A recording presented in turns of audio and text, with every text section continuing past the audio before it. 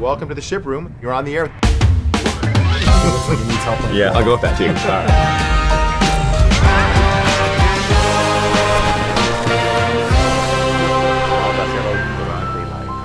Okay.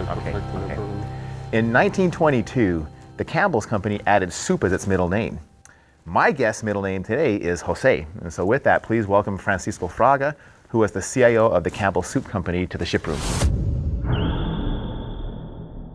Thank you, Brad. Thank you for being here. Thank you for having me. Yeah, encantado, mucho gusto. Mucho gusto. I've read about how Campbell's looked around the industry and you were seeing these smaller competitors who were kind of nipping at Campbell's and trying to take market share. When you've got this incredible supply chain, Yes. a big company, how do you use technology to stay nimble when you're so big? I think that's the key word, is being as agile as those smaller companies. Collaboration plays a big role. Yeah. Making sure that people are able to collaborate seamlessly, share information, share knowledge as soon as And possible. do it faster. I mean, that's one of the things is collaborating at speed now. Correct. That plays a key role. Definitely the Office 365 stack plays a key role for us role, there. We have actually proven it. I mean, if you put a team working collaboratively on a set of documents, just co-editing online, and you put that same team working on the traditional way of here is the last version, take a look, and then you get another version, and God forbid Someone you has to need compile 5 it all. people. Yeah. I mean, it just slows your process down.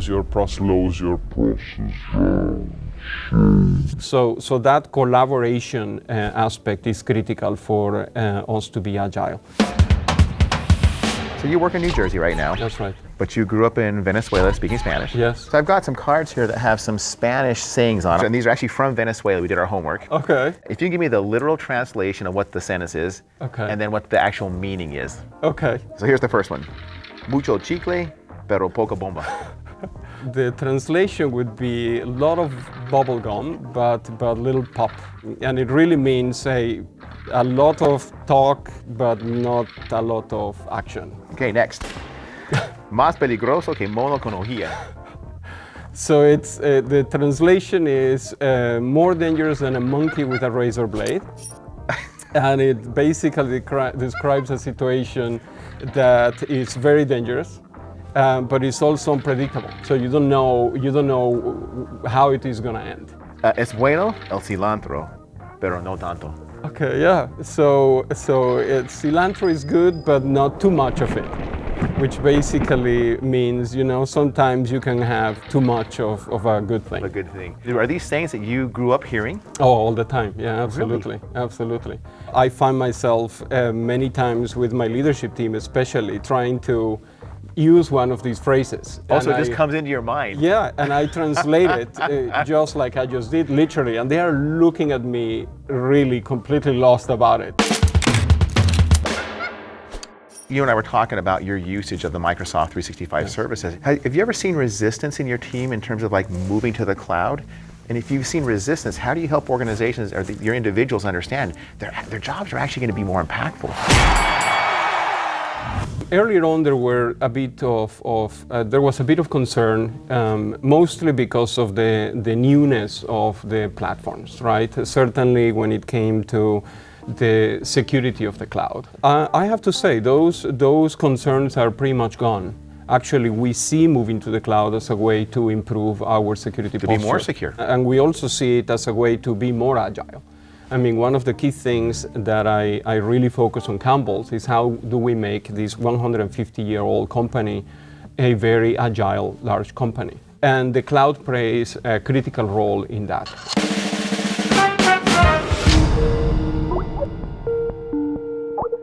That is someone calling us on our Teams phone. Oh, very Check this good. out.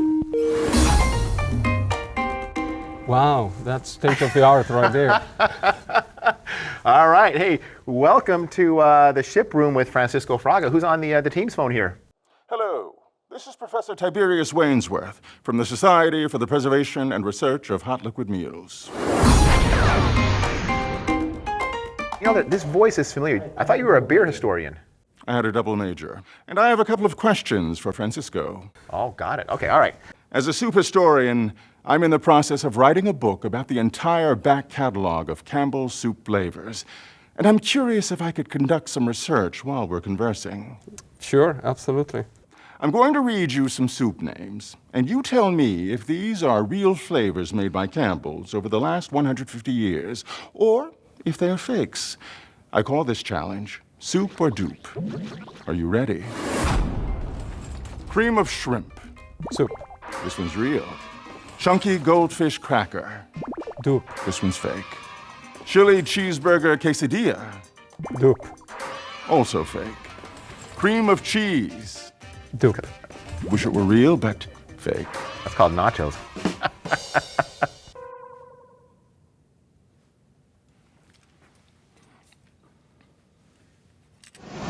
Slow kettle-style chicken crab and sweet corn chowder. I don't think the can is big enough to hold all of that description. Dupe. It's real. Turkey noodle stroganoff. Soup. Fake. Oh, sounds good though. Yeah, I'll bring yeah. it to the R&D department. Chicago-style hot dog gumbo. Soup. Fake as the day is long. I'm gonna have to iron out my knowledge though on all flavors. Disney Princess Jasmine soup.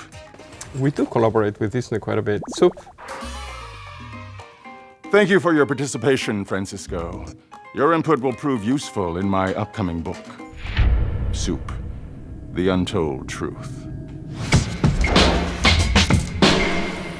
Yeah, and one of the things I noticed about your organization is you do push the limits. Again, just looking at kind of how broadly you use the cloud. Talk to me about how the modern desktop or the modern workplace changes the culture of what your employees are capable of doing. I think it's in general collaborative technologies, right? Yeah. Collaboration technologies. The technology is great, but you really cannot run a meeting that is virtual in nature the same way you will run a meeting where everybody's sitting around the table. Yeah.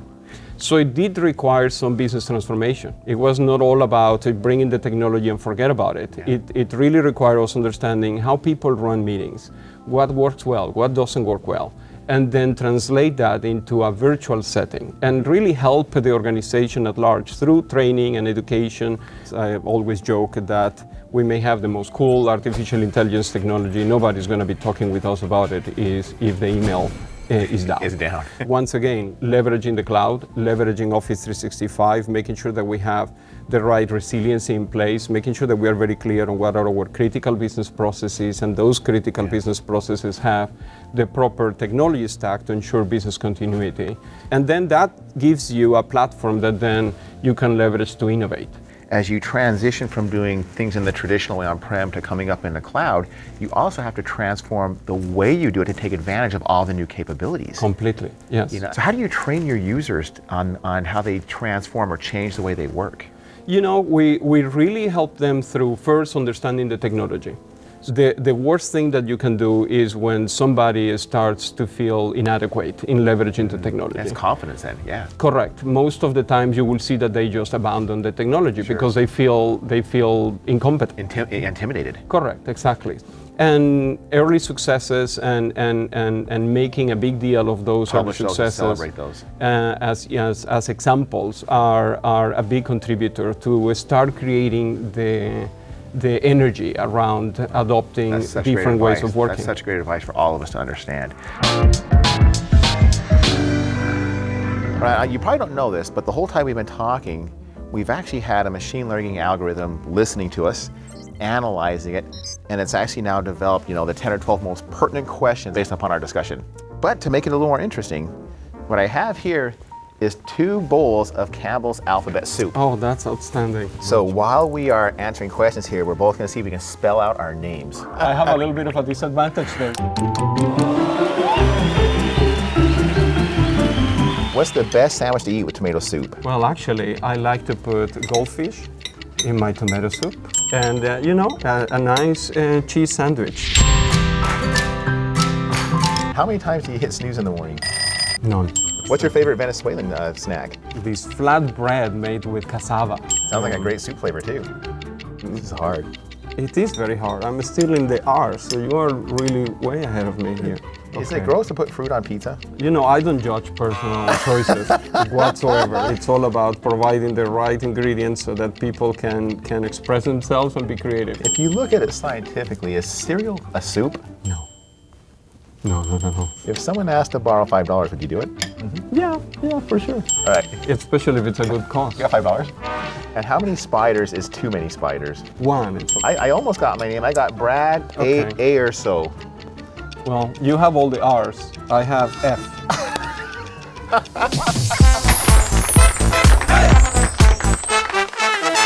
This has been awesome, and I got to tell you, it's been fun to learn more about Campbell Soup and more about the change that you're driving. And so, people want to learn more about Campbell's or more about you. Where can they go? I mean, they can go to our website, campbellkitchen.com, and they can also reach out to me in LinkedIn.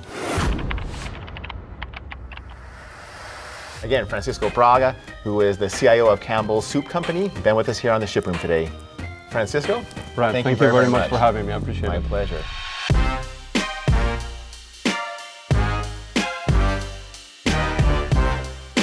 Good? Perfect. Awesome, right? Brad, thank you very much. Of course. It was great meeting you. Mark?